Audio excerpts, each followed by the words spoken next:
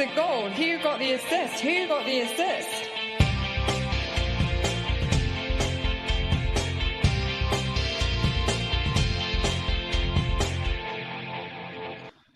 Hello everyone. So we awaken again after a weekend of slumber, enjoying the temporary immunity from red arrows during the international snooze break.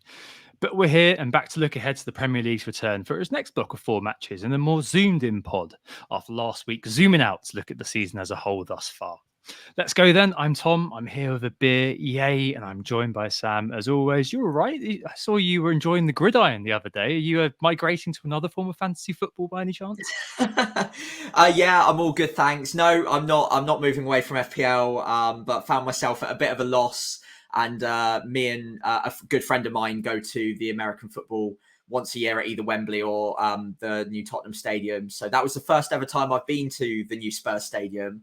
Absolutely blockbuster. I have to say, I was really, really impressed, and it was a good game as well. So nice to try out a little like another sport for a while whilst FPL's taking a break. But yeah, I'm definitely glad that I'm getting back into the proper football now and back into FPL thinking ahead of game week 9. So as always, we are Who Got the Assist. I think this is the penultimate time I'll be saying this, so do have your notepads at the ready.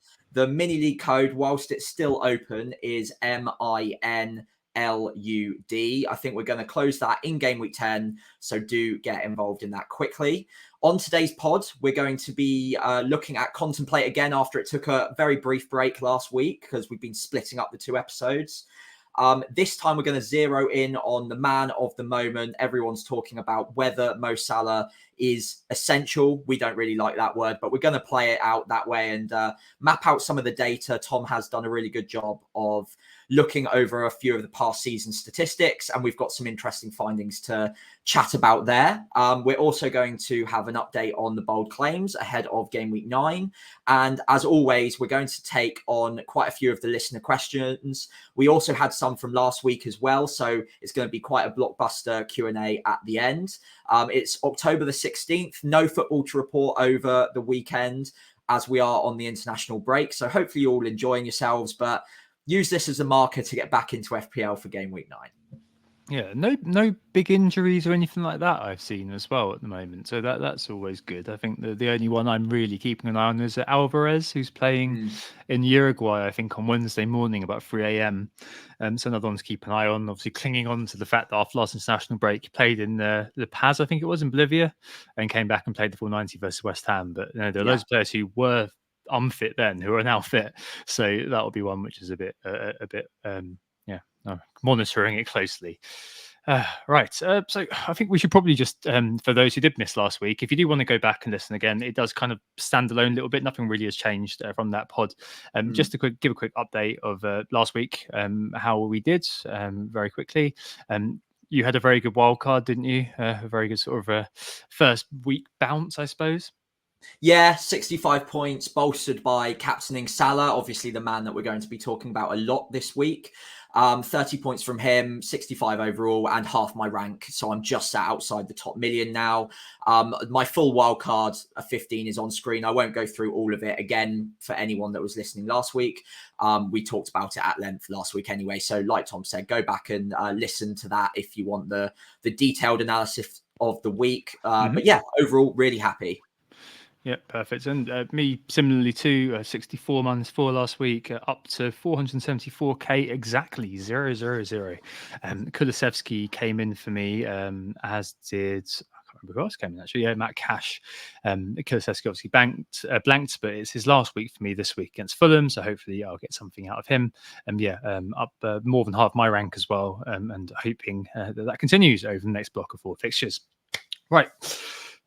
Salah, essential or not? I think there's actually one question which is inextricably linked to this, and I think we should give it at least some mention, Sam, before we dive into the main man, Mo.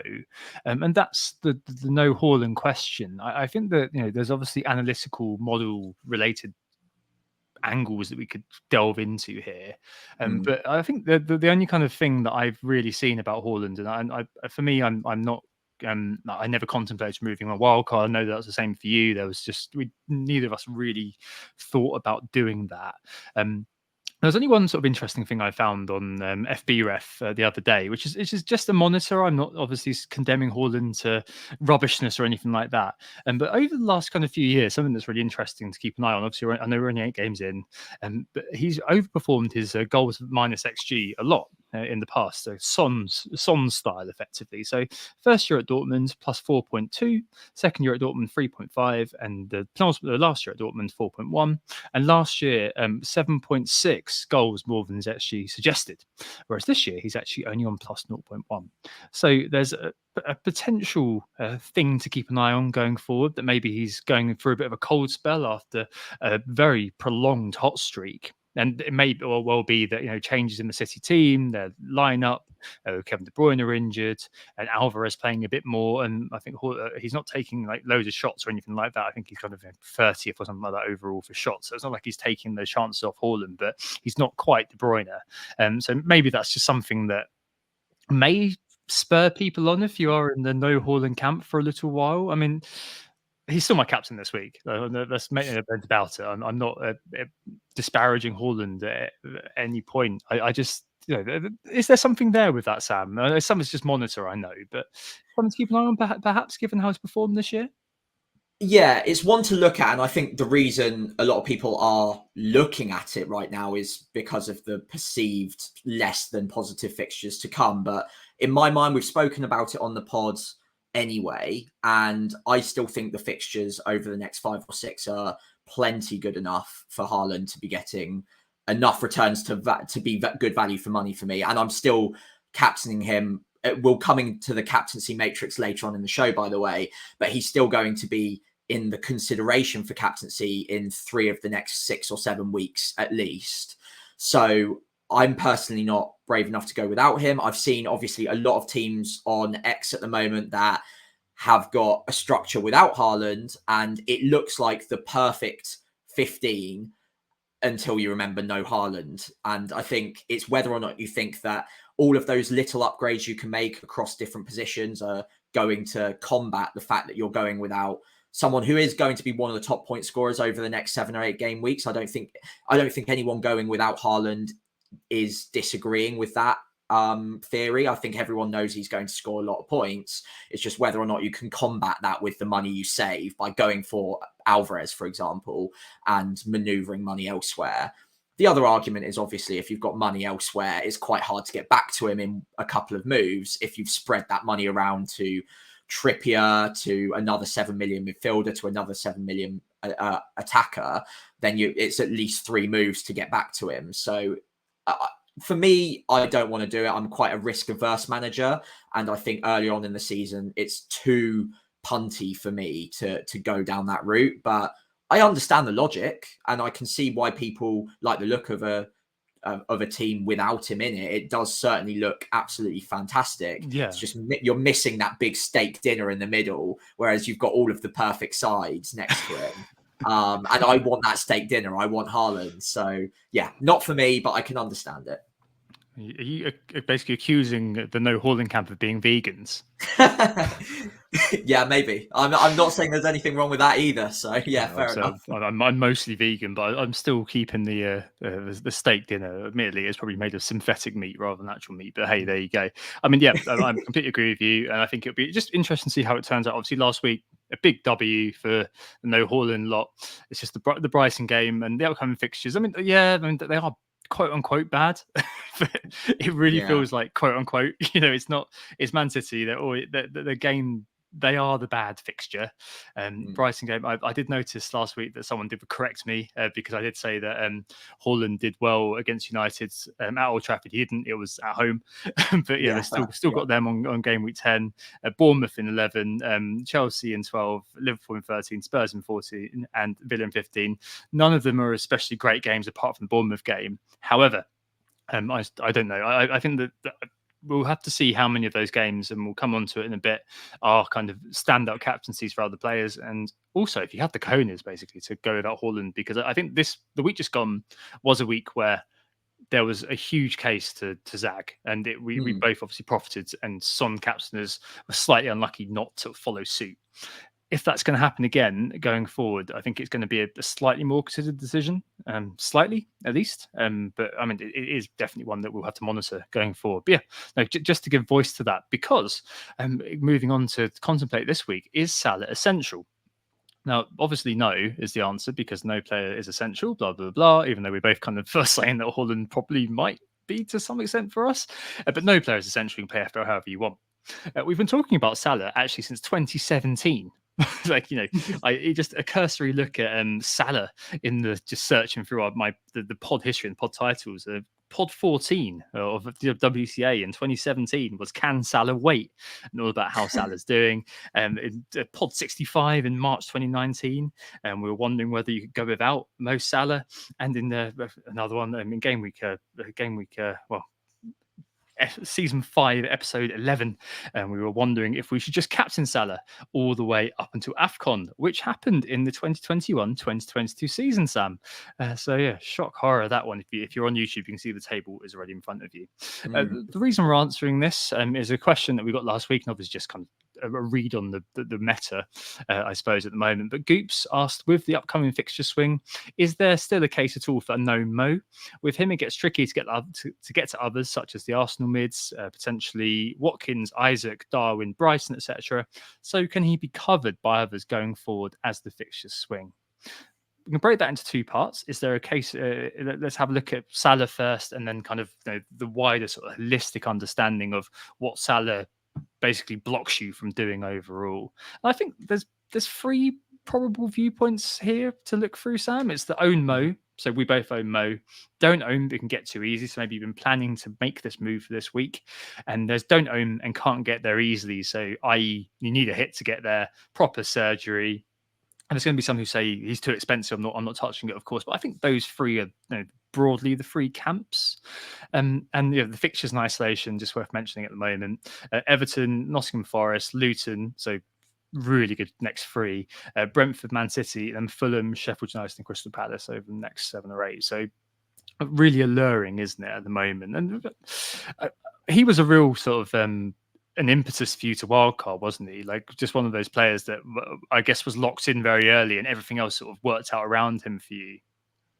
Yeah, absolutely. I think when I built my Game Week 1 draft, I knew my wildcard would probably be up my sleeve, waiting for when I considered Salah to be at the point where I needed to make a move for him, ideally before other people all flocked to him. And luckily that did kind of all result in the perfect storm last week, where I had a hunch. I really fancied that Brighton game for Salah with a Estupiñán out as well.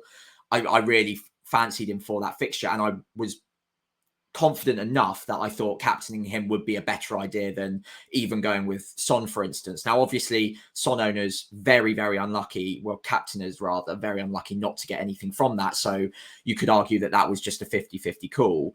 But the reason I wanted to wildcard in the first place was because I was on a 1 premium setup, and I was really spreading the funds around my side to make sure that I was getting every last drip of that value. Whereas if I wanted to get to Salah, I was definitely 3 moves away from doing it and still feeling like I had a well enough balanced side. So I knew that it would just be a wildcard decision for me. And then it just came down to, when do I want to wildcard? I fancy Salah from game week 8, and I think from now moving forwards all the way to game week 16 or 17, I think it's 16, he's got a great run of fixtures. So from a meta point of view, from a wildcard structure point of view, he was the second name after Haaland on the team sheet. And there was no way I was going without him on my wildcard. Yep, all the way to AFCON, basically. I think is kind of where we both are with Salah. So first thing to do was to look into the past. So how has he performed previously by game week 8? And is the season different, really? Obviously, I know it's small sample size. It's just for fun. And I also to note that last year, obviously, we're going from game week 1 to game week 9 because we lost the game week in game week 6. So a short, really explainer of all this. I did look at kind of Salah in terms of his points, where he was ranking overall by game week 8, the goals he'd scored, his non-pen XGI, and Liverpool's XG as well throughout this period. And also kind of I did like a really, really basic fixture rating. I mean, I've got a full-time job. And that was just kind of looking over the first 8 fixtures and arbitrarily assigning them 1, 2, or 3, 1 for easy, 3 to hard, 3 for hard, and seeing kind of how that sort of all translated.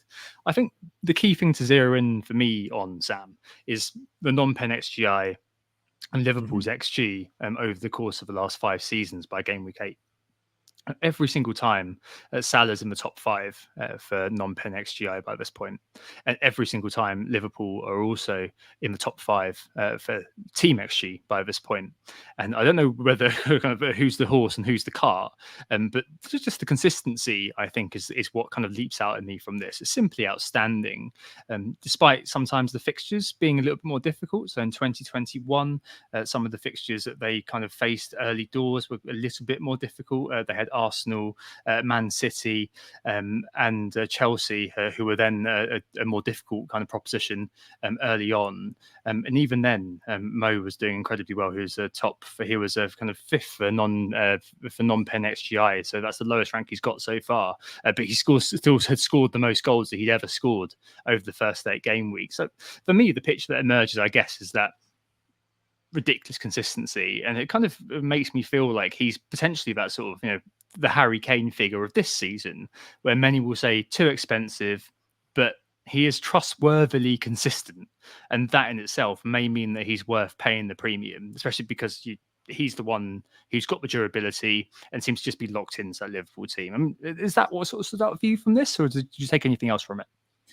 Yeah, I think the other thing I take from this sheet in particular is even though you mentioned that Liverpool always in the top 5 for XG, there's only one blip there, and that was last season. All of the others, they're top 2. So it's usually them or Man City. And the way Liverpool set up obviously favours Salah for returns anyway. So it's quite easy to bank on that XG to just continue. We'll get over to the next sheet in a second, but it doesn't really drop off. Like this guy is still going to get those chances. I think there was a narrative at the start of the season over the first few game weeks that Salah was maybe becoming a bit more of a creator. And I think there's certainly an argument for that, especially with Darwin starting to get increased minutes in the team.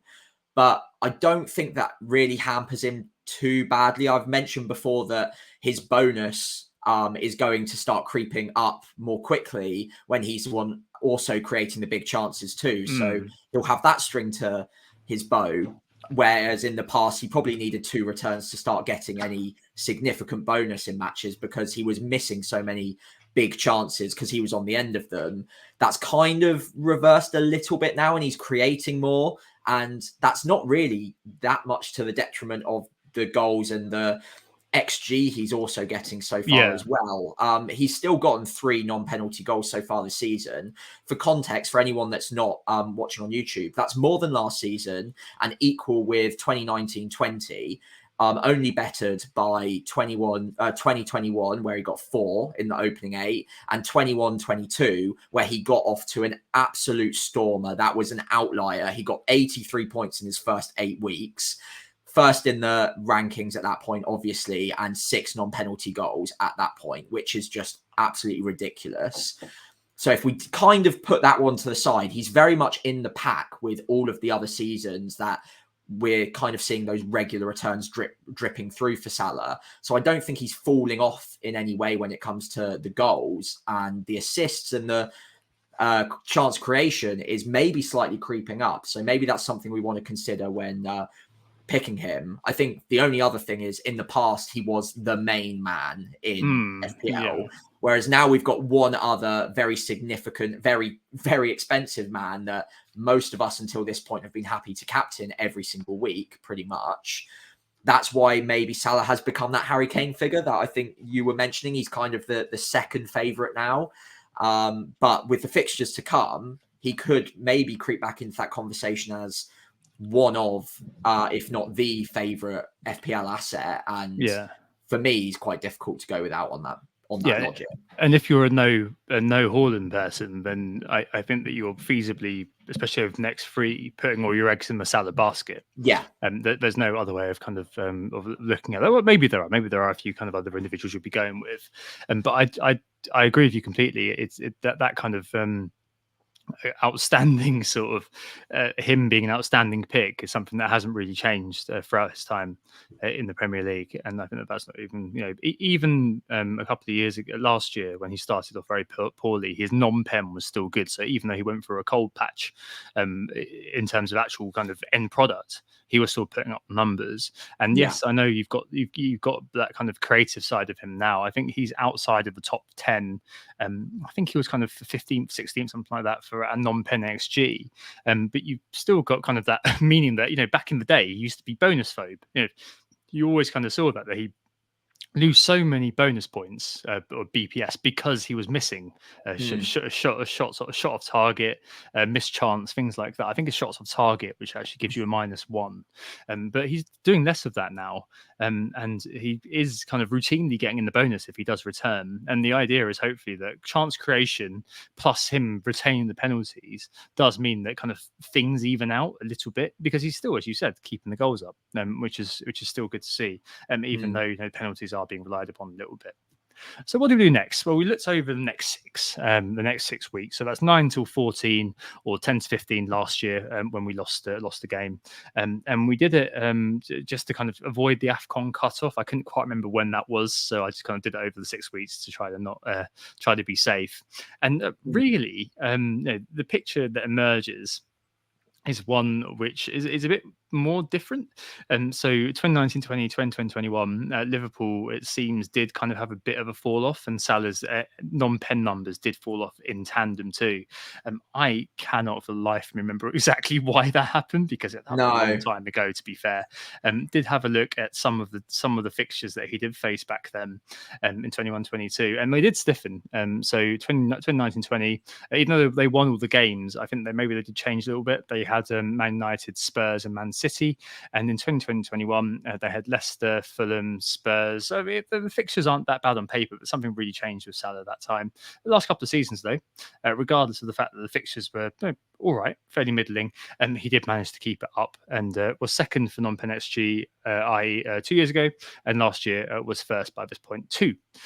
So I think really all this shows is that he's just elite, basically, and he'll always be a good bet to own.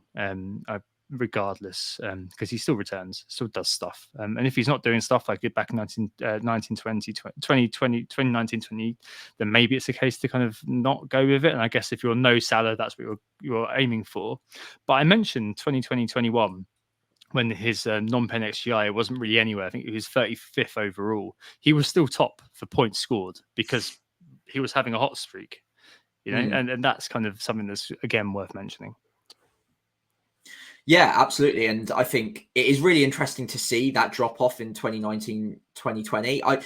I think, if my memory serves me right, was that around the same sort of time that Sadio Mane went on a really mad streak, and maybe it kind of switched for a little bit and Mane became the it thing for a few weeks.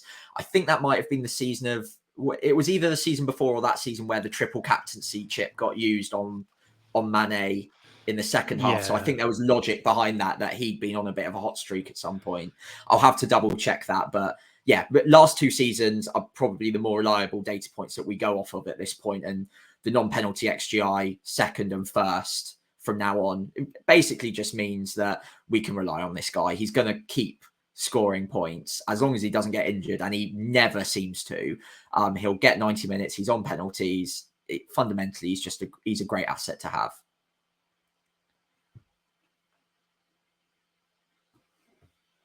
Muted, Tom. Cool. So I think that's really the extent of this. I don't think it's worth diving into it any further, really, and I don't think it's something that's worth kind of beating around the bush on too far. Simply elite asset. You know what you're getting. You're paying a bit more for him, but you are kind of getting this continuation of a near guarantee of points every week. That slow drip of consistency, as well as that nature of explosiveness too. But to draw the Harry Kane comparison a little bit, so far this season, with all of the changes that you mentioned, Sam, in terms of how he's playing with the players that he's playing with, we haven't perhaps seen the massive explosion until last week of a haul above 10 points. Is that going to continue? Well, we're hoping so.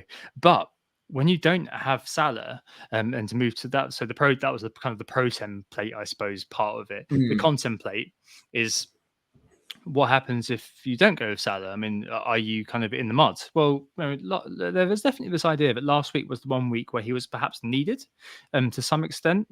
Obviously, there was the Brighton game, and in terms of the captains on the table, I think most people did go for Son, but you had Haaland against Arsenal, of course. But the Salah versus Brighton, that was kind of the real sort of, I guess, attack point that a few of us did take. And he did score a pen, to be fair. And there may be people who may think, he's too expensive. Why own if I don't captain? As Goop says, it said in the original question, you can end up in a situation where you have no Mo, but you have Saka and Watkins, who also have great runs from 10. And there's loads of potential captaincy covers too. I mean, there's loads of people out there, Sam, aren't there, who you feasibly can't fit in if you have Salah. And I think that's, if you watch on YouTube, this table sort of shows it. Yeah, so I think with anyone with Salah and Haaland in their drafts, and obviously we've already visited the Haaland question a little bit anyway. So on the assumption you do have Haaland, having that second premium in Mo Salah at this point probably means you're compromising with a couple of those mid-price midfielders, strikers, or even with a Trippier in defence. You can only have a combination of them. You can't have them all. Whereas if you go without Salah, you can probably get all of the other ones, but you're sacrificing Salah. So what we've got here in front of us is a matrix of all of the fixtures for some of those most, I guess, captainable picks over the next few. And then obviously included within that are some of the 8 million mids and strikers as well. So from left to right, we've got Salah, Haaland, Watkins, Arsenal assets just generally, Son and Maddison, so the Spurs fixtures, and Man United as well, which are a late inclusion to this, but they do have very good fixtures. And I think maybe we're forgetting about them a little bit at the moment because they've not been at it, but they do still have Bruno and Rashford, who on their day can be fantastic captaincy picks if they get going. So I think it's worth noting, and certainly people on wildcards around about now or game week 10 as well will be considering those assets too. So I think it's important to include them. But as you can see here, starting off with Salah on the left, there is a sea of green all the way down from now until game week 16. The green fixtures are our own interpretation of what you would probably think is one of the better captaincy choices in any given game week. And Salah from now until 16, I think, all bar that game week 13 where City and Liverpool go up against each other, he's probably in the hunt for being a popular armband call. So, yeah, I don't know. What are your thoughts on this from a bird's eye point of view to start off, Tom? Well, I think what's really interesting is that even though Salah's got really good fixtures up until game week 16, if you do go without him and say you go Haaland, Watkins, and Arsenal mid, Son and Maddison, and indeed Man United, you are quote unquote covered every week for the good fixture. So game week 9, Everton. If you don't have Salah, you've got Haaland versus Brighton, and you've probably got Son or Maddison against Fulham. And if you still own Bruno or Rashford, you've got Sheffield United away. Game week 10. Forest at home, but if Watkins got Luton at home, Arsenal have got Sheffield United at home, Son and Maddison have got Crystal Palace away. Maybe a bit more of a difficult fixture, but it's still you've got the option there. Game week 11, Luton away for Salah. Haaland's got Bournemouth at home. Watkins got Forest away. Man United again, if you still own them. Fulham away. Game week 12, Brentford at home for Salah. Could be tricky, could be good, depending on how Brentford are doing, which one shows up. Watkins, the Arsenal players, Son and Maddison, Man United all have good fixtures that week. Game week 13 just looks like a bit of a stinker all round, to be honest. So these are all kind of teams that we're going to be looking to investing in. Liverpool and Man City play each other. Watkins and Son and Maddison play each other. Arsenal and Brentford away, which again could be an okay game, but you never know. United have got Everton away. But I mean, are we really going to own Man United assets? Then 14, 15, 16. Again, good fixtures for Mo. But again, you can cover with likes of Watkins, Arsenal players, and indeed Man United. So you're always sort of covered. And in that week as well, Man City are away to Luton. So you're always sort of covered. So there is definitely an argument that if you say, right, okay, the fear moment, the time when I was really worried about not owning Mo was perhaps last week when he was a viable captain pick. All these other weeks, there are other players who you can have, especially if you're of the mindset that, hey, you know what, I'm going to keep captain Haaland or I'm going to captain other players. Like the fixtures on paper look good enough that if I didn't own Salah and I was kind of trying to absent myself from the FOMO, I'd look at this as a matrix of fixtures and think, actually, I think I'm probably going to be able to cover myself and basically have that flexibility, perhaps, to move players in and out as well to kind of enhance that cover.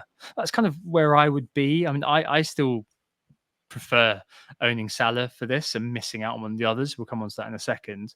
But I mean, that's kind of my take. I think that you can't have them all, and notably Salah at his price means that you definitely can't have probably two of these. I'd say, is that about right? Yeah, I think if you've got Salah, you're probably sacrificing two of these. And the one that isn't on this sheet that a lot will be sacrificing is Kieran Trippier, for instance. And even though he's not maybe not a captainable option, he's still got some pretty decent fixtures at times in this period. So going without him is also a debate to be had. In my team personally, I've got Salah, Haaland, Watkins, but no Arsenal at the moment. So I'll have to trade one of my Spurs players for Saka or Martinelli next week, you'd think. And then I've sacrificed, obviously, one of the Spurs players there. And I've got no room for a Man United asset at the moment. So even though right now that looks like a good bet, with the fixtures to come, it could be really worrying if they start performing well. I've got very little room for maneuver there to get across to them. And at all times, I will be sacrificing at least two from this sheet and plus Trippier as well. So that is a danger. That is a worry. Yeah, but I think looking at each week in isolation, whilst there are other options in every week, even for captaincy, Salah, I would say, is the standout captaincy, definitely in 14 and 15. So I would say he's a better captaincy option than the Arsenal assets at home to Wolves when he's at home to Fulham, and Watkins away at Bournemouth off of penalties. I think it's a great player to have that week, but I don't know about captaincy over a home fixture against Fulham for Liverpool. I think that's probably there. And then 15 as well, Sheffield United away. Arsenal have got Luton, but at Luton is going to be probably a low block game. And if Saka's not on penalties or he's sharing them around, I'd prefer the security of Salah on penalties. So those are just two examples. In other weeks, it's probably a little bit tighter for captaincy and he's in the hunt, but not necessarily the standout option. But I think it's just that consistency of good fixtures all the way through that you expect him to average 8 or 9 points a week from now until game week 16. Even if you're not captaining him, the sacrifices that you make, I don't know if having them in instead of Salah is going to make up that difference. So yeah, it's a tough one. I can see the argument for going without him, but I think he's going to be my captain, or at least in the hunt, often enough that I think it's probably still worth it for me. I think for me, I'm still fairly sure I'll be probably leaving on Haaland.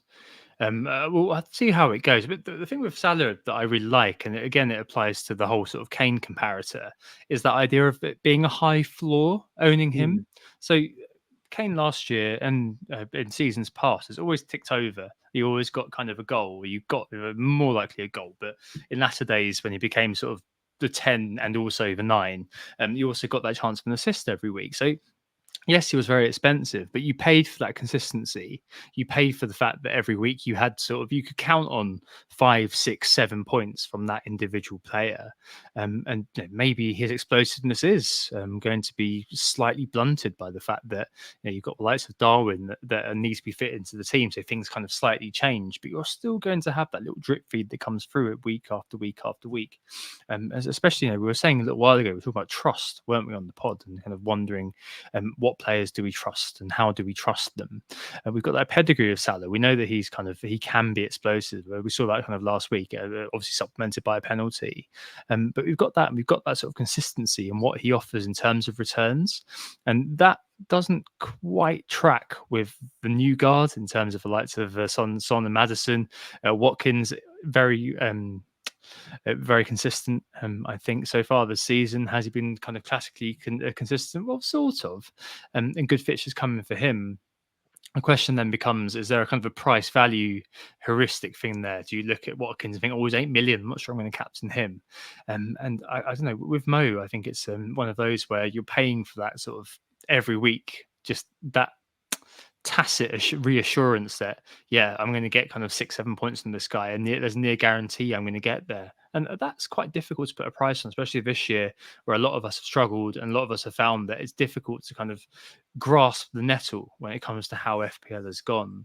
I mean, you mentioned kind of, Trippier earlier on. So I think one kind of drawback of owning Salah, I can just kind of relate to my situation, because I've got Salah, Haaland, Son, and Trippier, as I mentioned on why I was wildcarding all those weeks ago, 2 weeks ago, if you know what I mean. But that means that I've only really got one spot, Sam, for an 8 million-ish player. So I'm going to have to choose between Saka and Watkins next week. It really does limit flexibility in owning Salah, because by necessity, I've got Gordon in. I've also got to kind of rely on a 6.5 million-ish midfielder who comes in for Kulusevski, so I can change Alvarez. Again, I've got to sell Alvarez to get to Watkins. I could just kind of move over from Kulusevski to Martinelli. I don't think I can quite reach Saka, actually. But then going about Watkins for Luton, Forest, and Fulham when the EO is going to get higher and higher, that feels quite difficult, especially because I backed him heavily in pre-season too. Shouldn't matter, but for me, it kind of does, just because I really fancied him from the beginning to get into the 200 club. So I kind of want to back that up. But also, I like Saka anyway. But yeah, it's one of those things just to show that you've got to make a few more choices with Salah, and having that money basically committed, squirreled away. You've got, was it 26.5 million? Yeah. Is that right? On Yeah. Haaland and Salah, squirreled away.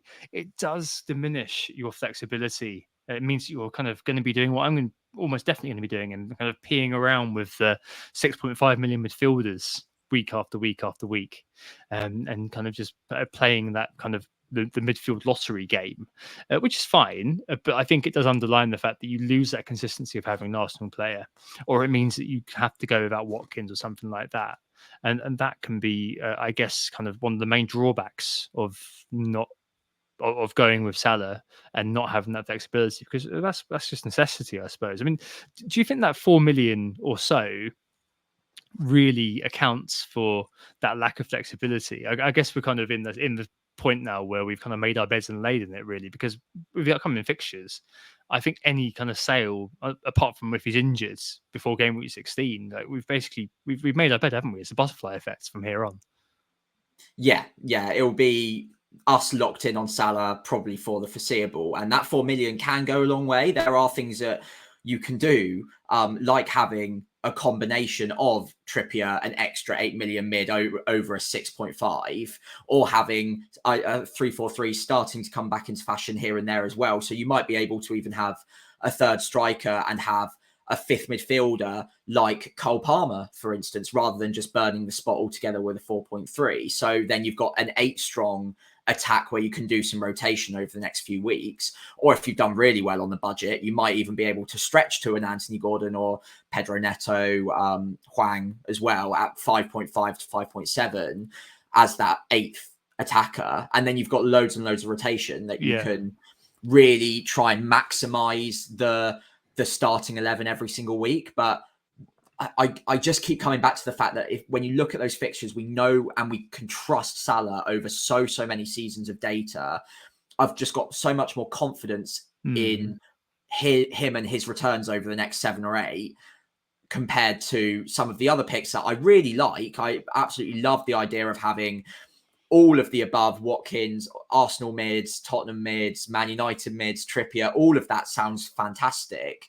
But I've just got like one notch less confidence on each one of those. Right. Whereas Salah for me is your bank. Yes, you're spending that 4 million extra, but you're spending it on that reliability that you don't need to look elsewhere with that position. And you can just focus on tinkering with the other problems in your team each week. It's one fire that I know I'm not going to have to put out for ages unless he gets injured, which obviously can happen, but he's historically stayed fit through pretty much anything. So yeah, for me, it's a safety thing and a reliability thing, confidence in his returns over maybe slightly less confidence in some of the other assets. And you have to pick which ones, I guess, you have the least confidence in. I've picked going without Trippier, which I'm very scared of doing, but I think that's more coverable than going without Salah and potentially moving other players elsewhere as well, obviously. Yeah. But yeah, time will tell. There is going to be a strategy that pays off over the next 8 or 9 weeks, but I think the one that I've got the most confidence in is going with Mo Salah, because I know, like you say, that floor is high and I'm going to captain him in certain weeks anyway. Yeah, and if we employ that sort of attack the block thing we spoke about a couple of before the last international break, Everton, Nottingham Forest, Luton away, and then Brentford at home. Like, none of those games, Brentford would have not for long ago given me pause for thought, but those 4 games, I find it very difficult at the moment to think that I'd kind of assent to the FOMO, basically. And I suppose paradoxically, this is kind of the case that maybe the no Haaland brigade would have made as well. Because if you say, all right, I'm going to own Salah, Watkins, the Arsenal players, Son and Maddison, and the United player for all of these games, take out Haaland. Okay, I'm going to be worried about the captaincy. That's going to be kind of a fact of life, but I can cover it. I believe in that. Then, again, that sort of makes a lot of sense to do. And I think that's why kind of these sorts of exercises, I suppose, looking forward for the players who are talismanic, or the players who you are kind of counting on to be in the main source of points generation in your team, is always something that's really important to do. But I completely agree with you, Sam, there. The final question, I suppose, is kind of something that is I know a few people won't like it, but sod it. Effective ownership for Salah, up to 35% now. Obviously, we saw last week he was kind of in kind of the 40s in terms of effective ownership. So that was just because of the captaincy, of course. We've now got a situation where his price is looking like it might rise again. So, I mean, is that something that people are going to have to bear in mind? I suppose it depends a lot on the richness of the blood and sort of other sort of considerations. So you may again kind of think by game week 10, yeah, you know what, I'm going to take on Salah with Saka, and I wouldn't be kind of too upset if someone did say that. Yeah, so I think with effective ownership, there are 2 questions. If you don't have Salah already, there are 2 questions you've got to ask yourself. One, how many points do you personally think Salah is capable of over the next block of fixtures? So maybe just take the next 4. So Everton, Forest, Luton, Brentford as that next block. How many points do you think he's actually capable of? And the second, well, I suppose it's a 3-part question then. If you don't have him, how easily can you get to him? And then the third part is, try and do some mental arithmetic to figure out how much it would damage you and your rank by not having him if he scored the points that you think he's going to score over the next 4 game weeks. If that damage is high because he has a really high effective ownership and you think he scores a lot of points, then you really need to start having a plan for getting to him. But if any one element of those is off, if you don't think the effective ownership is going to be that high and you can't get to him that easily, well, it doesn't really matter. Even if you think he scores a lot of points, if you think it's going to take me a -8 to get to him, but the ownership's not going to hurt me anyway, then you kind of don't need to worry about it. I think the problem with Salah in this instance is his ownership is going to climb. I think with the captaincy armband on him for a few of these game weeks, he's probably going to reach 80, 90, if not 100% EO, which means all of his points are going to hurt you every single time you go without him. So then it becomes a decision of how many points do you think he's going to get and how easily can you get to him. If you can get to him fairly easily, or if you've got a wild card in your back pocket and that's the way to get to him, I think if you think he does score a lot of points, and personally I do, then I would want him in my team very sharpish, because I'd start getting very scared of that effective ownership, knowing that I have a very large amount of confidence in the amount of points he's going to score. But if you don't, then the it doesn't matter. If you don't think he's going to score the points, if you've got that confidence in your own decision making and you don't think he's going to score the points, then ownership is kind of nonsensical. You don't need to worry about it, because you should back up your own views. Like, you should think about this from your point of view. But personally, I think most of us probably think he's going to score quite a few points and the ownership's going to be high. So I'd probably prioritize getting to him. And I did get to him last week for that reason. Perfect. I mean, well, I think there's definitely an exhaustive look really on the question, is Mo Salah essential for Contemplate? Mm, Protemplate, is he essential? Well, no player is, of course. And if you're kind of Contemplate, I think there's definitely a lot of positives there that you can draw. And it's a lot about belief. It's a lot about sort of trust in a player, and also in the trust in other players that you can bring in if you don't go with Salah and spread the funds around a little bit. I said earlier on, there's three probable viewpoints you can look at this through. If you own Mo, you're probably with us in terms of how we've sort of termed it. If you don't own, we can get too easily. I think I listened to what Sam said earlier, and maybe kind of strongly consider going with it, especially over the next sort of few fixtures up until game week 16. It's just so I find it very difficult as well to kind of escape the FOMO, and I think that my confidence would be same as yours, Sam. Would be very kind of highly confident.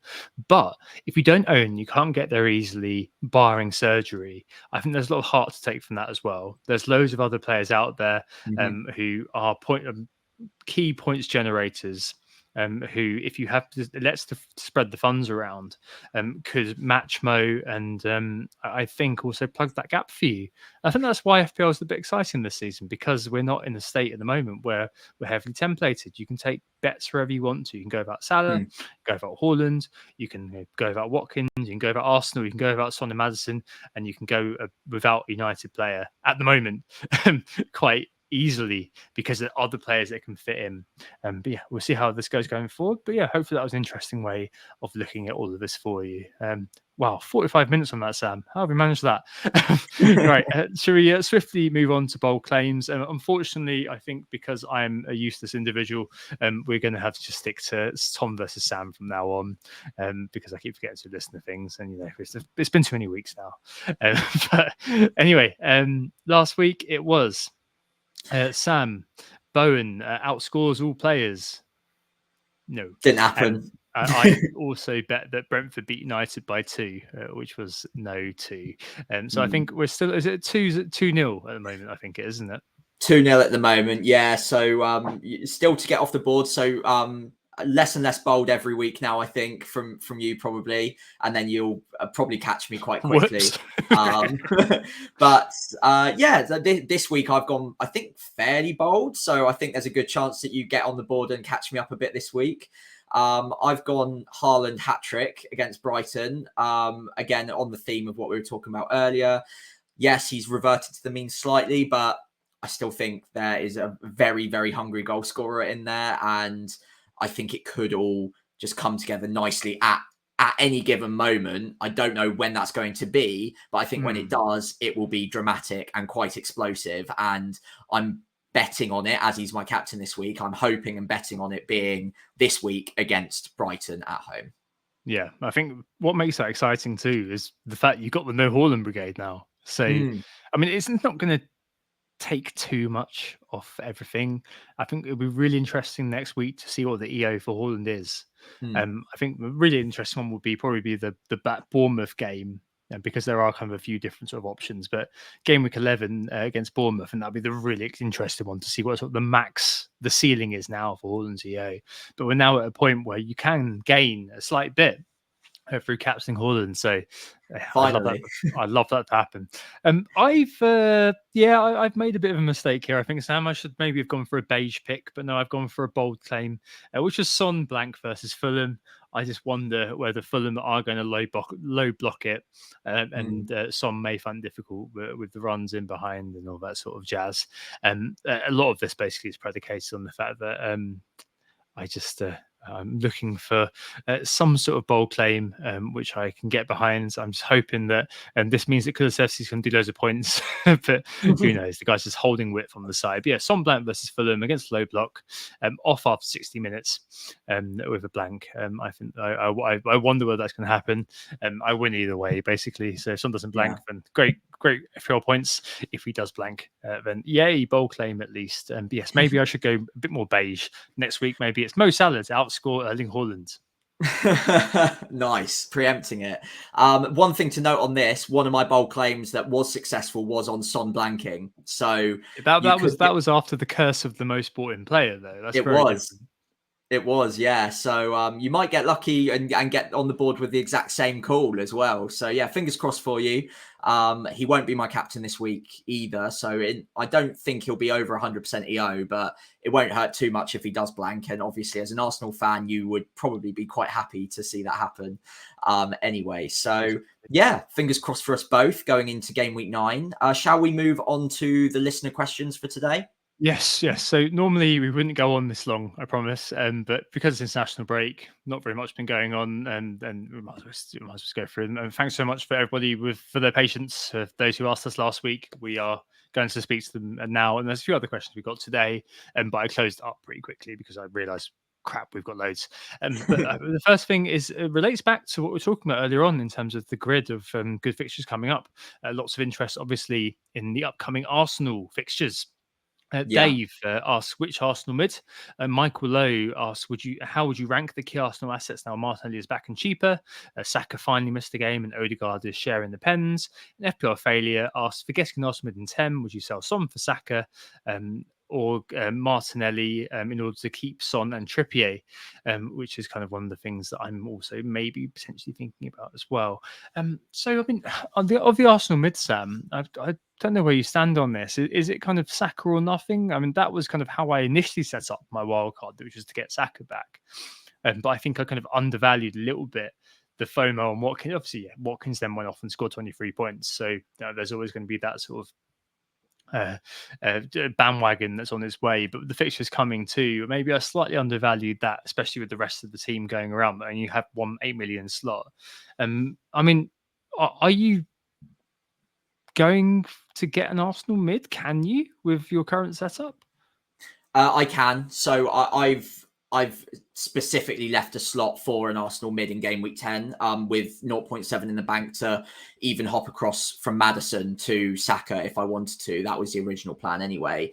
Could easily move Son across as well instead. But I think most people are probably going to go for Saka. And I understand that based on the data we've seen so far, the idea that he is, in inverted commas, on penalties some of the time is very helpful as well. He is probably the obvious pick. The fact he missed a game actually, if anything, makes him, in my mind, an even more favourable pick moving forwards, because as long as he has recovered and he is fit again by game week 10, he's had his rest finally, and maybe he just looks a little bit refreshed. He didn't go on international duty. He's had 2 weeks off, which is something he hasn't had in absolutely ages. So maybe we'll see a recharged, refreshed Bukayo Saka going into game week 10, fingers crossed. But I do think it's closer than what the actual influx of transfers will probably suggest. I think Martinelli is going to be a very strong pick for nearly $1 million less. The data hasn't been great for him so far this season, but it is important to note that a lot of that data, if not all of that data, came without Jesus in the side, and he performs a lot better with Jesus in the side. Trossard looks like he might be struggling with an injury now as well. You might be able to confirm that for me in a second, but if so, then Martinelli is probably a lock down that left wing. So I think he's an explosive asset I'd very much be interested in. And then Odegaard is also taking a lot of shots at the moment. It looks like he's trying to get away as many shots as possible in and around the box. And a lot of the fixtures to come, I would suggest that he'll be making those late runs and getting some shots on the cutback as well. So even though he's around the same price as Saka, there's probably an argument to be made that you could go for an Odegaard. He's on a couple of penalties as well, and is usually the main beneficiary if Saka is giving away the penalties. I think he's got almost first option on them by the looks of it.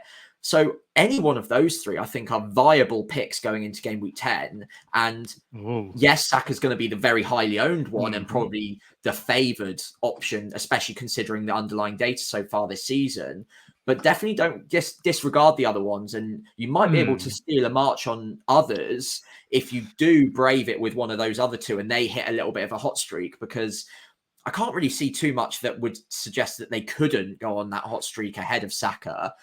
I think Saka's just the easy option, isn't he? He's got the data and is on some of the penalties at least. So, I think observationally, I really love Martinelli when Jesus is in the team. I think that is really important. The interplay between the two of them, what that allows Martinelli to do, versus when Nketiah's in the team. Martinelli, not useless by any stretch of the imagination, but I kind of feel like from watching the goal threat is slightly curtailed. I really like Saka back. That was kind of the main thing. I do think that Watkins is going to be a concern for me. So it might mean that I leave the Arsenal defender, the Arsenal midfielder. One thing that I'm considering game week 10 is looking at removing Trippier that week to get an Arsenal player in and replacing him with a Burn or something like that. I think that it's going to be something which I'm going to have to really give proper consideration to. But it might be that I just kind of take my points and run, lean into the negative narrative. Sam, he's 33 years old. Is he going to be able to play all of these games? Blah blah blah. Because there is going to be a time when your man Tino Livramento comes in. There is going to be a time when Newcastle do start to tire a little bit. There is going to be a time when the clean sheets do kind of slightly dry up a little bit for them. And it might be a case of I just kind of say, you know what, I'm going to take my money and run and kind of reinvest that money into my forward line and have someone like a Burn or a Botman and just let it tick over a little bit. And that is really key to my thinking. That I really, really just rate Saka as a player. I think he's just brilliant, and I don't know. I think he's one of those guys who, if in a few years' time we are sat here and we're kind of still presenting this, still playing FPL, I wonder if there's going to be a season when we kind of think, oh my god, can you remember that year, the years when Saka was 8.5? I just think that this year might be that year where we look at him and just think, God, the guy scored 200 plus points 2 years in a row. Like what a player! Like he could easily, especially if we win the league, or at least kind of come second, and he's consistent again. He could well kind of end up being kind of 10, 11, 12. So it's a cut price premium. I've still got that absolute belief in the star boy. So it may well be that that's the way I go. So I think it's still going to be Saka for me, and I think that he would be top just about over Martinelli because of what he can do on the pitch. I think penalties is always a bit of a lottery. It's annoying that he's obviously giving the penalties away. That's always a bit of a pain in the ass, but it is what it is. Odegaard has always struck me as a bit of a draft pick. One of the players who's going to take over. But it's not quite really what you want from a player playing 8.5. Yes, okay, we're paying 12.5 million for Salah, but at that price, I think I'm going to want some a bit of more of a roller coaster experience. And I think that would I sell Son for Saka to answer FPL Failure's question? Difficult. I'm not sure that I would, because I think that there's definitely an element of love him and leave him with Son, and not love him and leave him as in love him and get rid of him. Love him, just leave him in place, because Spurs, no European competition every week. They've got a game. He's going to be number 9. Could well score a brace hat trick no matter what the game, because I trust that quality. So I'm not sure I'd do that. And in terms of FPL Failure's question, would you sacrifice Trippier to keep Son? Would you sell Son for Saka? I wouldn't do that. Would I get Martinelli to keep Son Saka? I maybe would do that. But he did also ask, I forgot that earlier, would he sacrifice Trippier in order to keep Son? I think that's kind of where it goes in the hierarchy of those individuals. I would be selling Trippier to keep Son and to kind of just go all out in terms of what the attacking 7 can do for you or 8 can do for you. I think that's kind of the way I go. So I think Saka, Martinelli, and Odegaard would be my 3. And I think that, if I couldn't get to Saka and I had to get Martinelli, I would not be upset at all. I do again rate him. It's just a notch above, I think, with Saka. It's basically that's where I am. That's all it is. And it could well be that I do the unfashionable move and cash in on Trippier and say goodbye in game week 10. See where it goes now. But that could be where I go, because getting Watkins, getting Saka in at the cost of losing a defender that I can kind of cover, not completely, but the same logic with that you said 2 weeks ago, I think it was, with we got Burn. At least you can kind of cover Trippier's clean sheets, and then everything else is what it is. I think that I can lean into that basically. So yeah, interesting. I really want to get an Arsenal player back basically. Next question. Chris says, is Shimikas now a viable pick, assuming Robertson is out until at least next international break? Should have mentioned that earlier. So Robertson did get injured. Whoops. Yeah. No significant injuries. Yes, there was one. Shimikas is now 4.4, Sam. Obviously, there's a conditional. If he's out until at least next international break, we can always do it depends on how long. Let's skip that and just assume he's out for a little bit. I mean, is that a player that you'd be interested in getting in, especially with the Liverpool fixtures we've mentioned? I mean, surely he's worth a shout. Yeah, with the asterisk that it's a big if. Yeah, if he is around for a bit and we can trust him to start for 4 or 5 weeks, probably that block of 4. Then yeah, 4.4 million, tuck in definitely. If I was on a wild card this week and I got news that Robertson was out for 3 or 4 weeks, I mean, we've done it a couple of seasons ago, and we knew that was only going to be a couple of weeks. True, he was like 3.8, 3.9 at the time, but he was still great value for money. And I think clean sheets are probably there in at least a couple of those matches. You've got Everton at home, Nottingham Forest at home, Luton away. There are probably 1 or 2 clean sheets there, and you might bag an attack and return or 2 if you're lucky. So 4.4 million, yeah, as long as you've got an exit route for when Robertson does come back in. Yeah, monitor the news, make sure that he is out for long enough, and then yeah, I think he does become a viable pick, because I can't really name any other left back options that they would play there. It kind of just has to be him, right? I think so. I mean, there's some suggestion, James from Planet FPL said there may be some suggestion that he could play like Kwanzaa or something there, but James also said, yeah, that's probably not going to happen. So, I mean, yeah. I mean, obviously, it depends a lot on a lot of things, but Shimikas takes corners. There's sort of the element that he could get you an attack in return. 4.4. I mean, why not? Decent punt. If you do get good information that Robertson's out until next international break, or at least out until next 3 games, then fair play. Why not? As long as you've got an extra route, as Sam says, that's really important for a player like that. You know it's a short-term punt. Just have your eyes wide open when you're going into it, and don't be upset if Robertson's back suddenly and you're like, oh, well, because Robertson's demonstrated better than Shimikas. Adam Pritchard, is Hwang a genuine option for 5th midfielder? Scoring goals, Sheffield United and Bournemouth in the next 3. He allows people to fit in 3 strikers or Trippier if struggling for funds. Yeah, I've very little known, isn't it, how well Hwang's been doing? Very kind of below the radar. Wolves, I don't know if do you remember this a couple against Man City, that it was just like the Korean guy has scored. Yeah. I mean, Hwang historically has just kind of struggled for fitness a lot, but the last couple of games has made it past the 80-minute mark twice, done a couple of goals. Not taking like loads of shots or anything like that. It's definitely not the case that he's a volume player. It feels very much that he's a kind of quite precise 1.8 and no 1.2 non-pen XG, 5 goal. I mean, yeah, I mean, it's one of those, isn't it? Where I mean, we're both on Gordon. I think we're both kind of quite happy with a Gordon. But if you need a little bit extra money, then kind of why not? I watched Neto play the last couple of weeks, the Man City game and the Villa game, and it's a player that you kind of look at it and you just think, wow, this guy's going to really explode soon. Obviously, he is assisting Hwang, but both of those games, I was thinking, well, especially the Villa game, I was thinking, wow, he could walk away with a 12-pointer very easily. And so there's something about Neto that I really like. Hopefully he doesn't end up at Arsenal. I'm sure he'll end up at Chelsea. But the fixtures are all right for Wolves, actually. So Bournemouth, Newcastle, which is obviously difficult. Sheffield United, Spurs, not a bad defensive attacking fixture. And Fulham up to game week 13. I mean, there's got to be something there, isn't there, with Neto, Sam? With Hwang?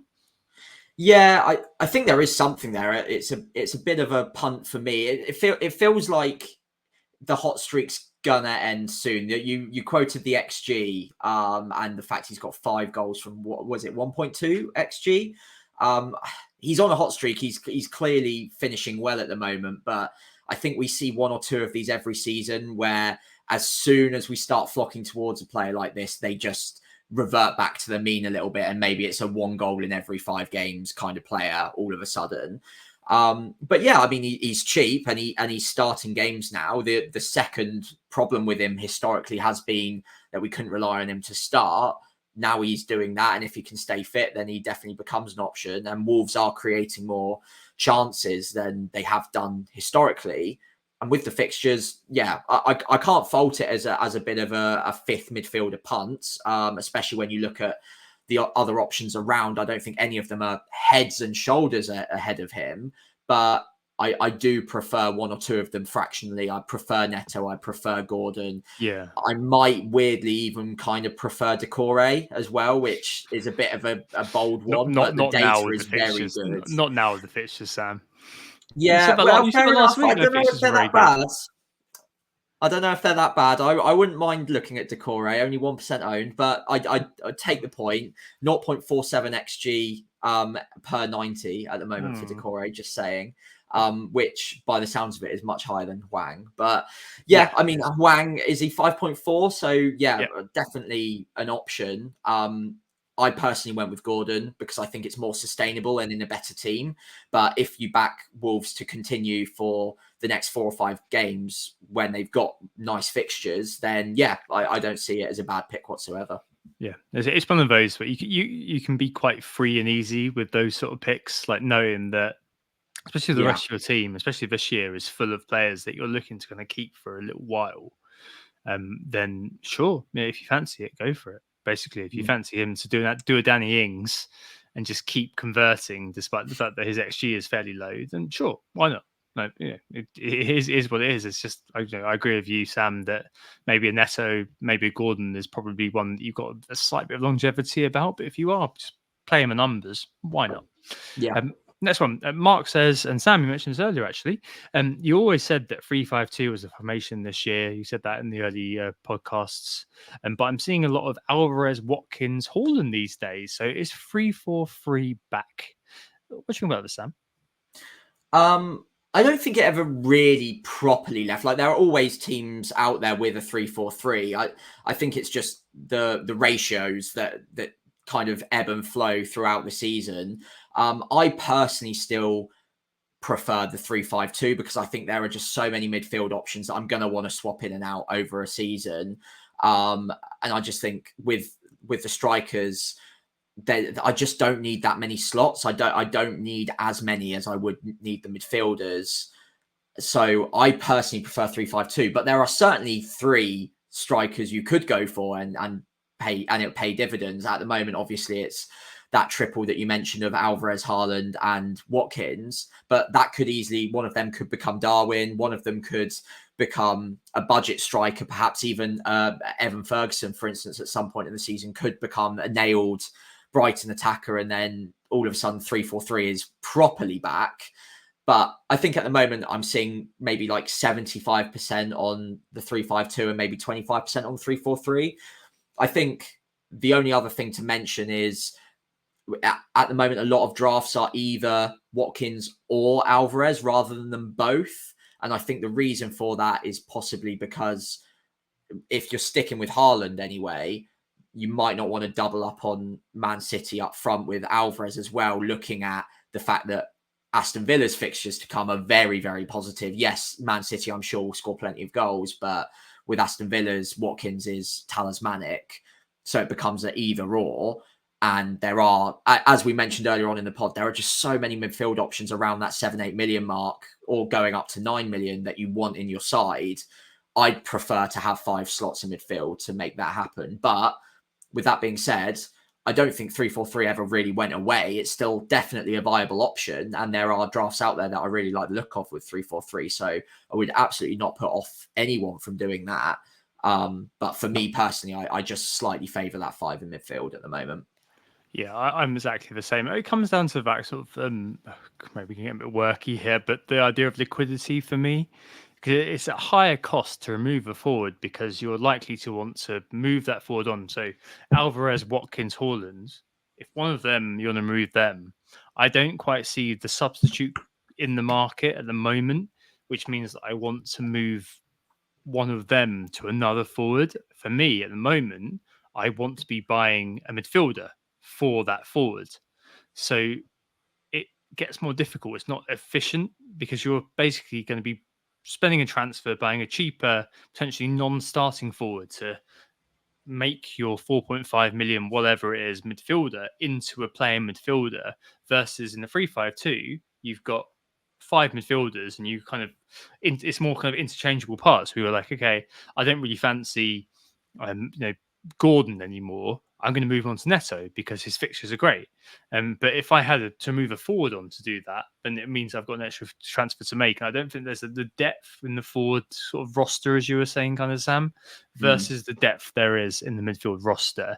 And so it kind of comes down to that, I suppose, that in 3-4-3, I feel like a lot of the time this year, you're basically setting yourself up for. I don't know. We don't know. We don't know. It may well be that forwards do come through, and you'll find that the likes of Dominic Calvert-Lewin stepping up, like in days of old. Isaac being like really kind of a must-own if Wilson's out. Darwin making case for himself alongside Haaland and Watkins, Solanke even. But I still see, and we spoke about it earlier on in kind of the matrix of good fixtures, that the midfielders are always there with good fixtures, with that sort of sense of kind of pedigree, long-term trust. So yeah, it comes down to liquidity, and I think that it's all about kind of the fact that I want to make efficient transfers. And this year, it looks like the 3-5-2 is the wave towards that efficiency. So yeah, sorry, I got a bit worky there. I really apologise, and I'm going to tell myself off, look myself in the mirror, and wonder what I'm doing with my life. Next question, Seeking Duzan says, taking on Death Star's question from last week, is Sterling still a big jerk? This is obviously after loads of people had sold him last week for Son, maybe. If you sold him for Haaland, probably you're thinking he's less of a big jerk. Sorry, if you sold him for Salah, maybe you're thinking he's less of a big jerk. But hey, I mean, it's one of those, isn't it, where I can understand where if you kind of held a player for quite a while and there's been the impetus to just kind of get rid, then you might be like, oh, for God's sake, he's finally come through. I mean, I think Sterling, Sam, is one of those players that you got to just leave him really just to tick along, especially with this Chelsea. And I don't know, it can't be much of a surprise. I really am not kind of having a go at people who did sell him, because I'd have done exactly the same thing, and you did exactly this as well. So I'm not having a go at you either. Obviously on wildcard. But it's not really much of a surprise, perhaps, that he's flourished against the two newly promoted teams. Yeah, I mean, as you said to me on the day when I was trying to just taking the piss a little bit, you were like, "Well, it could have always happened. I knew it." So I mean, you're not gonna. Is he still a big jerk, basically? Yeah, I mean, he's definitely a flat track bully, isn't he, by the looks of it? And on a wild card last week, the way I was trying to word it to you, maybe I was at a gin distillery that day, so maybe not that well. Maybe after a few gins, I wasn't quite getting my point across very well. But yeah, so basically what I was saying is on a wild card, because it wasn't a free transfer or like a transfer I was doing, it felt like more of a forced move. I needed to get rid of Sterling on a wild card because he only had one good fixture left of his run. And because I was putting the wild card a week or two earlier than I originally planned, I didn't want to keep Sterling on my wild card just for one game and then have to book in a transfer anyway. So I knew that Burnley fixture was a good fixture for him. He always looked likely to get something in that game. But yeah, obviously returning in that manner, getting, was it 16 points or something like that, is a bit annoying. But at the same time, his EO was so low at that point. Most people had gotten rid of him at that point anyway. If you're one of the remaining few with him, then absolutely fantastic. You're jumping for joy. You're having a great time. But the ones that did get rid of him, it stings a little bit, but much less than if he hauled and you got rid of him, but his EO was still very, very high and it really hurt your rank. Yeah. I think for me, with the fixtures to come, there's no way I'd want him until game week 16 now anyway. So I'll iron back up around then when the fixtures are good for a patch again and see where the land lies then. But for the time being, it's annoying, but at the end of the day, like Seeking Dusan said, it's the fact he's just a jerk, isn't he? So we'll just have to live with it. Yeah, I mean, the fixture run from 16 to into January, so that's like about early December, January is really, really good. So yeah, that's when you come back to it again. But I mean, especially if you're removing on wildcard, I mean, you're kind of like, yeah, whatever. You're not as emotionally affected, are you, than if you removed him for a player. But again, as I said, I completely understand if you moved him for Son and captain Son against Luton. Basically, you fell foul of X red card, which is there's no way of really quantifying that, is there really? 3 more. So Black Wolf, anti-penultimate question. Who would you prefer from game week 10? Watkins, Saka, Estepinian, or Alvarez, Maddison, and Trips? Interesting ones there. It really comes down to where you kind of place value, I suppose. There for me, it's difficult. I'll let you go first. It's a tough one. I read it before, and I've made notes on which one I prefer, but even now I'm doubting myself. I think overall I prefer the balance of Watkins, Saka, Estepinian. I think the fact that Brighton's fixtures turn good in game week 10, Saka obviously looks a great option from game week 10. Arsenal's fixtures are really good from that point, and Watkins still has some great fixtures ahead. So that all of those three in combination, well, even in isolation, are great picks. Even with average fixtures, they've all got great fixtures from that point onwards. Alvarez, Maddison, and Trippier, all great options in their own right, but the fixtures aren't quite there for them in comparison. And I think that I could look at mapping out over the next 4 or 5 game weeks from that point. I think I back the first 3 to outscore Alvarez, Maddison, and Trippier, especially when with Trippier, as we mentioned earlier, there are 4.5 to 5 million options in that Newcastle defence. So you don't have to completely diversify from a Newcastle defender. So you could cover off some of the points there. And at the moment, as it stands, I have removed Alvarez for Watkins on a wild card. So I kind of have to stand by that. And I am planning on removing Maddison or possibly Son, but probably Maddison next week for Saka. And I think I would also then prefer Estupinian over Trippier, who I have also sold on a wild card. So for me, it's the first 3, but you could see the other 3 outscoring them. It's not impossible to say that. But yeah, I'm going the first 3. It's the nature of the beast this year, isn't it? A little bit.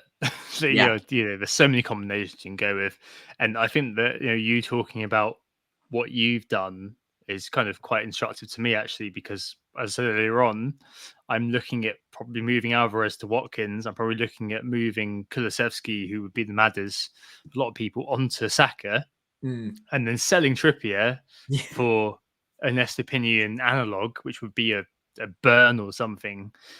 So I think that kind of means that I'm with you there, Sam, and that I'm going for option 1. And well, I think we're having Black Wolf on the pod at some point, aren't we? So be interesting to see where he's gone with all of that. So I mean, it's preference, isn't it? And as Sam said, any of those could any one of the 2 could beat the other one. So it is what it is. It's going to just be a case of just backing what you think the reality is going to be. Penultimate question: FPL Sponge, best 1 week punt for wildcard 10. I've mentioned him. I mentioned him a few weeks ago, actually, as back then I was thinking about leaving the wild cards until game week 10. Obviously didn't happen. But the one that I really, really would love to go for, Sam, would be Jota the Slotter, who's now available. There's always the kind of South American players at Liverpool, and there's question marks over those guys. Everton at home. There's the early game as well, so that further embellishes me to think in my thoughts that, maybe you'd be seeing the likes of Diaz, likes of Darwin, maybe given a bit of a benching. So Jota the Slotter would be where I would go if I was taking a 1 week punt, especially midfield. Where about you? Yeah, so looking at the fixtures for this game week, I think you've got to target one of the weaker sides and really go for it there. My pick would be Højlund at Man United. I think that away fixture against Sheffield United, he hasn't really done much in the league yet, but he should get good minutes. I haven't heard anything of an injury, so I'm assuming he'll start. The other options are obviously Rashford, Bruno. I wouldn't really call them punts. There are still people with them in their sides, whereas Højlund is definitely a differential at this stage.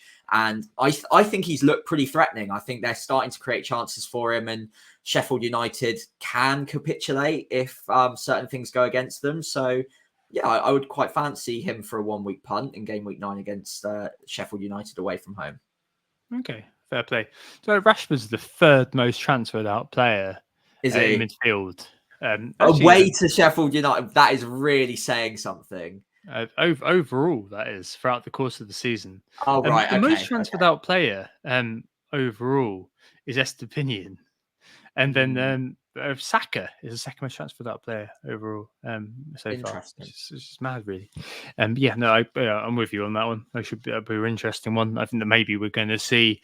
Maybe, I mean, I if I get Cameron Archer on against Man United, I'm not going to be too upset. But I think we may well see those who are still holding tight to their wild card, haven't played it yet, could all have a bit of a resurgence next week, that's for sure. And Dave sees at FPL. Hi, Dave. Final question. In terms of OR, what's your tipping point for getting punty? He said that that means going up against more than a certain amount of the template and the O captaincy. He said he's at 2.6 million after working his way up from 6 million, and he only listens to us and doesn't look at FPL X or anything like that. He's screwed. Hopefully, we can drive him to a better time than how it started. But I mean, I don't know. I mean, you were at 2.x million, last week. Mm-hmm. I'm assuming this excludes wildcard. If you were still there and you played your wildcard earlier on, and you were kind of at 2 point something million, would you have played it differently? It's hard to say in hindsight, to be fair, but I'm quite an advocate for breaking the season into two halves, and at this point I wouldn't be considering just going punty for the sake of it, honestly. Even at 2.6 million, I mean, he said it himself, he's come back from 6 million. We're only on game week 9. Like, he's come back from 6 million, he's at 2.6 now. You can easily get within that top million in a couple of game weeks with just sensible decision making. There will be a split captaincy over the next 8 weeks, naturally anyway. So just make logical, sensible decisions, even just on captaincy alone, making sure you've got those sensible captain picks and get the correct call as often as possible. And with the split ownership, with the split EO, you will start making big gains, like you saw with us last week. The only reason either of us really made gains last week was because we put it on Salah over Haaland or Son, which I don't think was punty. It was just, we thought he was the better captaincy option. It wasn't for the sake of it. It wasn't because otherwise we're just never going to claw back the rank. It was just that week we felt he was a better pick marginally. So I think at this point in the season, you don't need to start throwing the baby out with the bathwater. Just make sensible decisions. Don't follow the herd for the sake of it. Really think independently. And within a couple of weeks, you could see that 2.6 million halved comfortably. And then all of a sudden, the grass is looking a lot greener.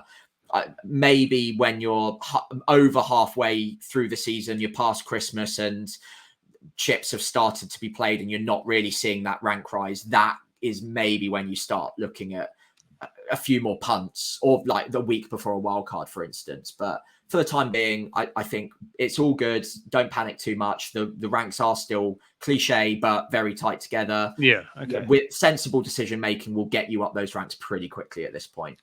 I think you're right. I think the only thing that I would kind of add to that is that I think there are kind of times when, and we'll talk about it in Contemplate, where there'll be a certain player who is kind of part of the zeitgeist.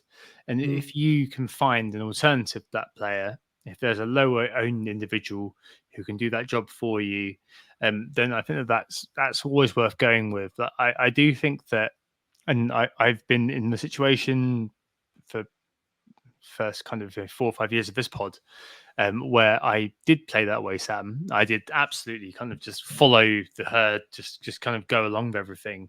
And really remember kind of loads of points where not with captaincy. I think captaincy was a separate issue. Like I just screwed myself separately through being a bit sort of punty with the captain. But with players who I'm not going to be kind of captaining, just kind of having in my team, there's been loads of sort of instances where I've looked at a player, really liked a player, assuming we're doing all the due diligence about a player, where I've kind of looked at whoever else is bringing in the meta and thought, oh god, I've got to bring that player in. And actually, I'd had a different thought about a different player that I thought was going to do well, and that player's done well, and that actually annoyed me a lot more than the times when I've just gone with the herd, and it's not gone especially well. Or I've taken less delight, I suppose, in the times where I've gone with the herd and that player's done well, versus when I haven't gone with the herd, and that's been great. And it's all about kind of what we've spoken about a few times in the past on this pod this year, about kind of finding those moments when you attack it. I mean, Sam mentioned Salah a minute ago, with a player who's kind of running out of steam. So if you say, going forward, if you think that Son, for example, is running out of steam, you think, loads of people have this player in their team, but I can go over to Asaka, or mention the Man United pitch being very good. I can go over to a Bruno Fernandes. It's taking those sort of bold moves and thinking, you know what, I'm not going to captain this player. The EO is not going to be too bad. Like, it could hurt me a little bit, but if I own a 9% EO player versus still owning a 67% EO player who does nothing every week, then there's going to be some gains there. So yes, play sensibly, but also kind of take on your battles strategically. So there's going to be one or two kind of opportunities every week, I think, with individual players, depending how you're going. I think that'd be the way I go there. Yes, I think captaincy is always going to be one of those, especially over the next few weeks with no Haaland Brigade involved now. So the unity is not going to be quite there with Haaland. And you've got other players who can feasibly be captained every week.